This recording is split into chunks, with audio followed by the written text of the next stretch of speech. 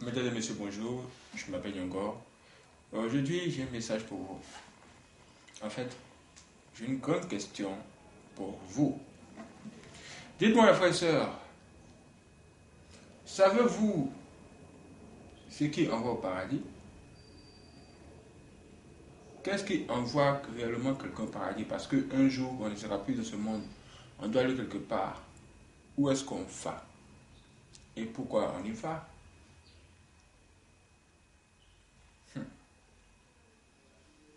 Est-ce les œuvres d'une personne qui l'envoie au paradis ou bien l'état de son cœur? Tu as dit, mais que se passe-t-il? Pourquoi parle-t-il ici des œuvres, de l'état du cœur d'une personne? Tu peux dire que, mais en fonction de l'état du cœur d'une personne, ces œuvres aussi accompagnent cela. Effectivement.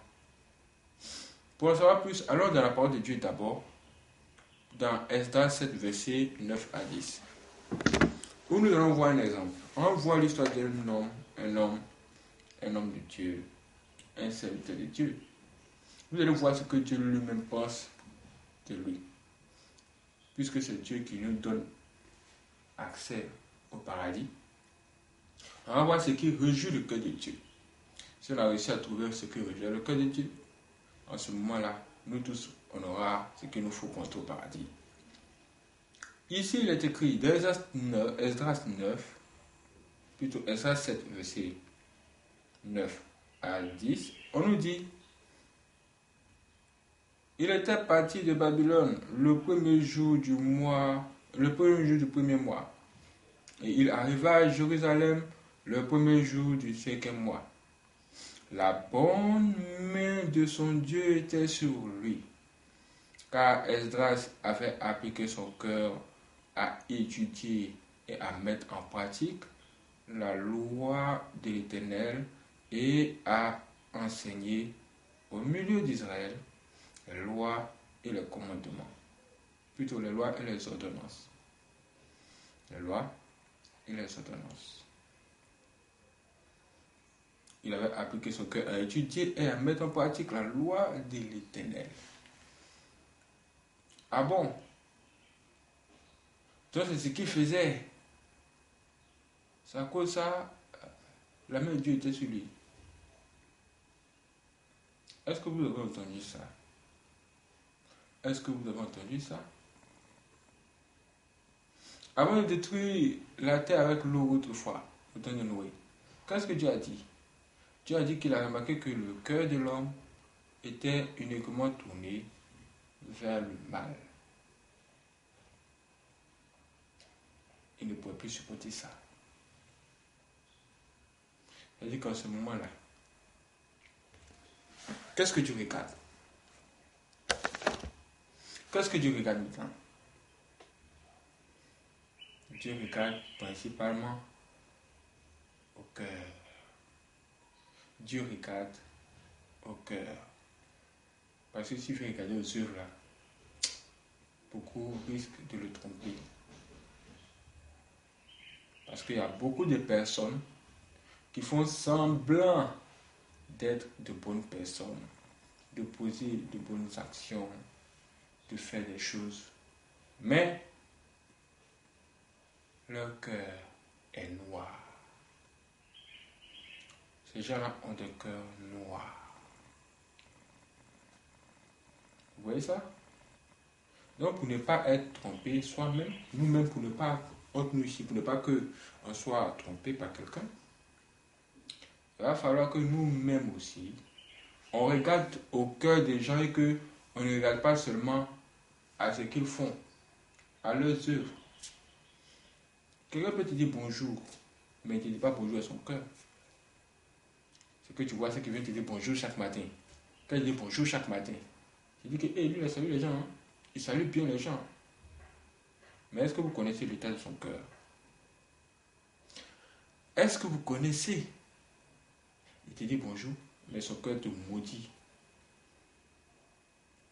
Son cœur te maudit. Donc sa bouche te dit bonjour, mais son cœur te maudit. Là, qu'est-ce que tu choisis? entre les deux. Ce qu'il dit dans son cœur, mais ce qu'il dit avec sa bouche. Et là, j'aimerais vraiment attirer votre attention. Comme Dieu lui-même, il regarde au cœur, à ce que le cœur pense, et qu'il regarde à cela avant de regarder les œuvres. C'est de la même façon, vous aussi, vous devez le faire quand vous serez face à certaines personnes. Parce qu'aujourd'hui, les gens sont devenus très méchants. Une personne a rencontré quelqu'un. Ça, c'est une histoire que je vais vous raconter pour que vous puissiez bien comprendre cette affaire du cœur. Une personne a rencontré quelqu'un, c'était une femme. Cette femme a rencontré un jeune homme qui travaillait sur un endroit où elle faisait du cinéma. Arrivé là-bas, le petit travaillait tellement dur qu'elle s'est dit, bon, qui est-il et pourquoi fait-il cela? Elle a appelé. Elle a commencé à lui dire vraiment, en fait, elle a commencé à expliquer ses problèmes. Et il lui a demandé de l'aide. Il lui a dit qu'il aimerait travailler pour elle en tant qu'assistant personnel. Parce que normalement, c'était ça qu'il était venu faire ici. Mais la personne qui devait l'embaucher a embauché quelqu'un d'autre. Ah! Elle dit sérieux. Bon, je vais analyser ton cas et voir ce qu'il en est. Et je vais revenir vers toi après. Quelques temps plus tard, elle a dit, bon, c'est bon, on va t'essayer pour voir ce que tu es capable de faire, ce dont tu es capable de faire. Là, elle a pris le petit et elle a mené le petit chez elle à la maison. Ce qu'elle n'a pas fait, qu'elle devait faire d'abord, c'était quoi? C'était juste interroger Dieu. Et que Dieu lui montre l'état du cœur de ce petit. Pour voir est-ce que son cœur c'est un bon cœur ou bien c'est un cœur noir. Est-ce que les gentils me fait semblant de faire pitié? En fait, est-ce que les méchants me fait semblant de faire pitié? Avant, il dit qu'elle va l'envoyer chez elle à la maison. Parce que prendre quelqu'un dehors et l'emmener chez soi, c'est vraiment une des choses les plus graves que vous puissiez commettre, surtout quand vous ne savez pas qui est cette personne. Si c'est un ange que vous prenez pour envoyer chez vous, c'est bon. Mais si c'est un démon, vous allez comprendre pourquoi on n'invite pas le diable à sa table. Elle a regardé juste à l'apparence, jusqu'à ce qu'elle voit. Elle a envoyé le petit chez elle à la maison. Dans les premiers jours, le petit se comportait très bien. Elle envoyait ici, il courait, il allait, il revenait vite. Elle envoyait là, il courait, il allait, il revenait vite. S'il doit prendre 20 minutes, il prend 10 minutes, il est là. Il faisait toutes les bonnes choses à la maison. Elle se disait, ouh, je suis contente. Sans savoir qu'il faisait tout ça parce que il lui préparait une surprise. Il voulait juste gagner son cœur. Et par ses actions, par ses œuvres, il a réussi à gagner le cœur de la femme. Il s'est montré tellement bien, il a eu un très bon comportement. Il a fabriqué une image positive. Au point où la femme n'avait plus de barrière, elle était maintenant devenue ouverte avec le lait. Au point où elle lui a donné sa carte bancaire. C'est lui qui allait faire les retraits à la banque et autres. Et il le faisait bien, il faisait tout, il le faisait bien. Il faisait très bien son travail. Il faisait les retraits, il venait et tout ça. Tout était normal. Elle se disait, mais vraiment, il a de bonnes œuvres, ses œuvres sont très bonnes. Et elle a commencé à lui donner encore plus de postes, plus de chances, plus de possibilités. Et elle a commencé à tout connaître et même gérer même tout de la femme. De toute façon, comme c'est son assistant personnel, c'est lui qui connaît son programme, qui doit lui dire ce qu'elle va faire le matin, qui doit lui rappeler ce qu'elle va faire le matin, et tout. Et tout allait comme ça.